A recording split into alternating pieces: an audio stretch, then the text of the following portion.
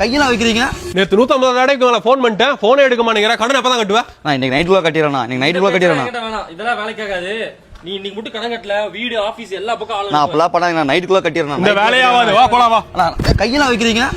இந்த மாதிரி loan recovery agent உங்ககிட்ட மிஸ்பிஹேவ் அண்ட் அபியூஸ் பண்றாங்களா?